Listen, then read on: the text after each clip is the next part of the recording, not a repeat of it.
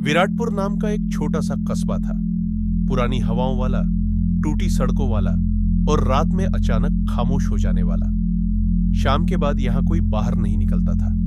कारण कोई नहीं बताता, पर हर चेहरा डर से भरा होता। इसी कस्बे में दो दोस्त थे, आरव और रौनक।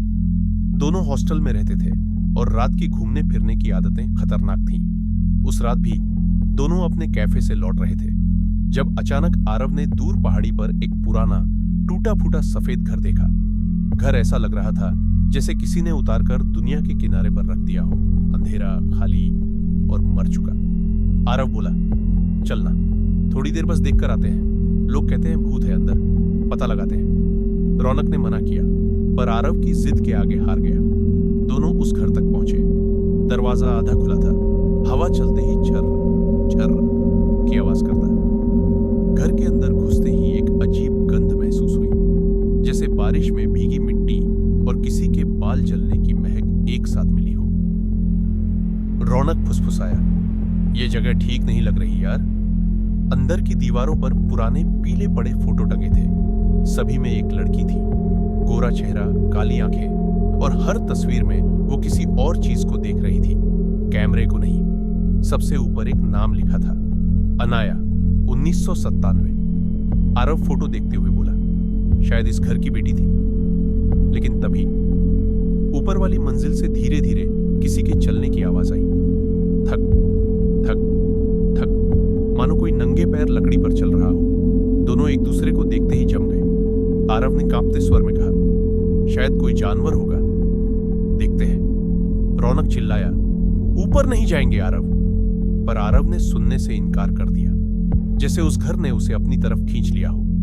सीढ़ियां चरमराती हुई ऊपर ले गई। मंजिल के अंत में एक दरवाजा था, बिल्कुल सफेद, अजीब तरीके से बाकी घर से नया दिख रहा था। आरव ने हाथ बढ़ाया, दरवाजा खुद ही खुल गया। अंदर एक कमरा था, बिल्कुल खाली, बस बीच में एक पुरानी लकड़ी की कुर्सी, और कुर्सी पर बैठी वही अनाया, वही सफेद फ्रॉक, वही काली आंखें। रौनक चीख नहीं पाया, गला सूख गया। अनाया ने धीरे धीरे अपना सिर घुमाया और दोनों की तरफ देखा। उसकी आंखें ऐसी थीं जैसे किसी और की आंखें उसके अंदर कैद हों। वो हल्की मुस्कुराई, इतनी रात को कोई मेहमान नहीं आता, तुम लोग पहले हो। आरव पीछे हटने लगा, पर उसके पैर जमीन में जैसे ढस गए थे। अनाया कुर्सी से उठी, एक एक कदम उनकी तरफ बढ़ती। हर कदम की आवाज बिल्कुल वैसी जैसे उन्होंने थोड़ी देर पहले सुनी थी। वो बहुत पास आकर बोली, तुम में से कौन सा पहले गया था मेरे कमरे में? दोनों चौंके, कमरा तो यही था। अचानक अनाया ने आरव की बांह पकड़ ली। उसका हाथ बर्फ जैसा ठंडा था। आरव चीखा, पर उसकी आवाज कमरे में दब कर रह गई। दीवारों पर लगे सारे फोटो धीरे धीरे खुद ही हिलने लगे। हर तस्वीर में लड़की की आंखें अब सीधी आरव पर टिकी थीं। रौनक ने आरव को खींचा और नीचे की तरफ भागा।